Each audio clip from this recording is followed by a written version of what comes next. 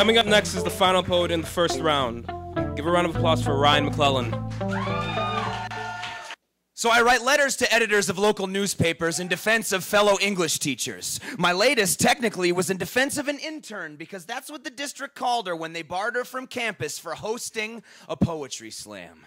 It all went down in North Berwick, Maine, and my biggest mistake was the assumption that the community might just be supportive. I performed and watched over 120 students and faculty get their minds collectively spanked by the 9 dominatrices of diction on the dais that day. Fired for allowing poets to use language considered to be controversial. Because we know a high school student has never said anything like, I can't fucking wait for this class to be over, or this fucking blowhard's the biggest waste of space I've ever refused to listen to. Kids don't listen to music or watch film or TV that glorifies sex, violence, or vulgarity, right? So it only makes sense to exile this 25-year-old unpaid employee trying to complete a master's degree. She should have seen it coming.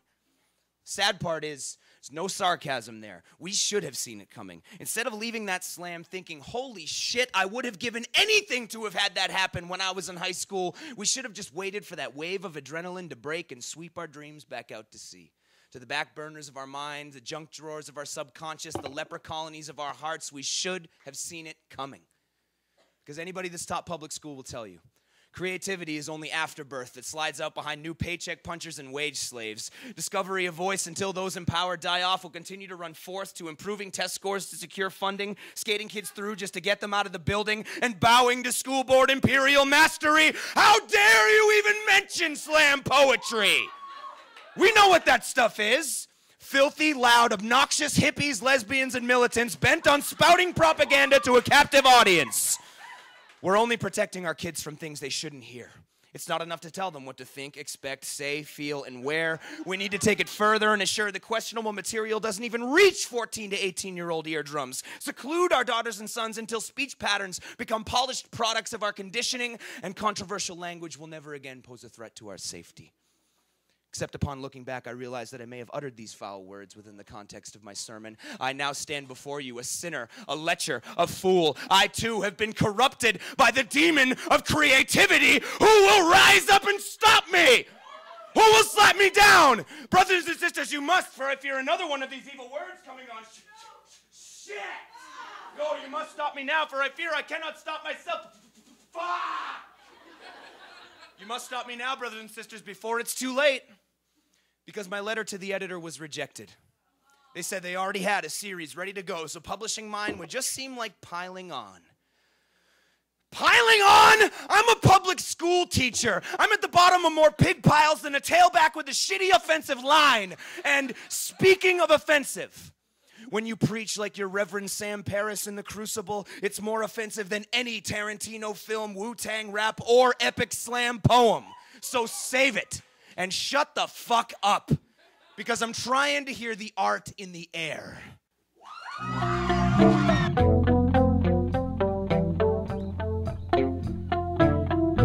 Coming up first is Ryan McClellan.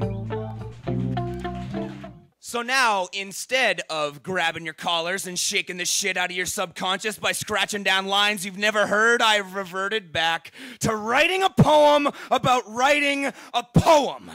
The frustration bubbled aneurysms in my skull as the lines I wanted to start this piece out with faded into obscurity, and now they're hermit phrases unknown even to me, and it's unfortunate because, man, they would have knocked you on your ass.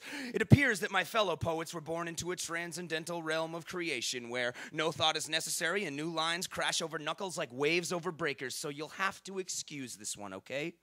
Because I've been sick. I haven't been writing much lately, and I'm pretty new to this poetry thing. I've missed a bunch of monthly readings. My manuscripts are coming back rejected and unread, and there's nothing around to inspire me.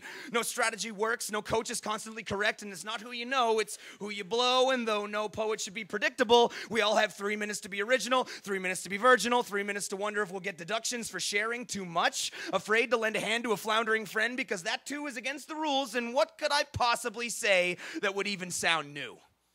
I'd need to write something epic. Something Ginsberg, man. A 50-pager in one night courtesy of Benzedrine and enlightened illumination. Something Homer. Word of mouth passed to the next generation by wine-hungry freaks hooked on tradition. A poem that will reach the common man. Tired from work, beer in hand, red flannel shirt of gasoline, sitting down to relax with words instead of mind-melt monotony. A poem that'll agitate the new batches of haughty skeptics. That higher education, high school cafeteria scene. That inner circle of industry bullshit slingers. A political piece that agrees with your stance at first, but then turns and questions your utopian aspirations, forcing you, my friend, to do the same. A piece that would even make a dyed-in-the-wool hipster say, well, I guess it was pretty good. But this piece isn't any of that, so you must understand that it will be terrible, but that's why I'm letting you know ahead of time. I should also warn you that I spit when I talk, I vomit under pressure, and I've had really bad gas all night. I ran over a litter of puppies in a municipal parking lot and forgot to put the seat down after I took a piss, but with that said, I think I'm ready to start. Oh, wait.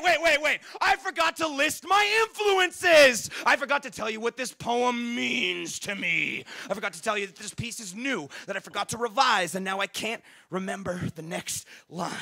I need to write something epic. I need to write something. The holy poem, the endless poem, the definitive poem, the deadly poem. The only poem left that matters is the next one, and the next one, and the next one, and the next one.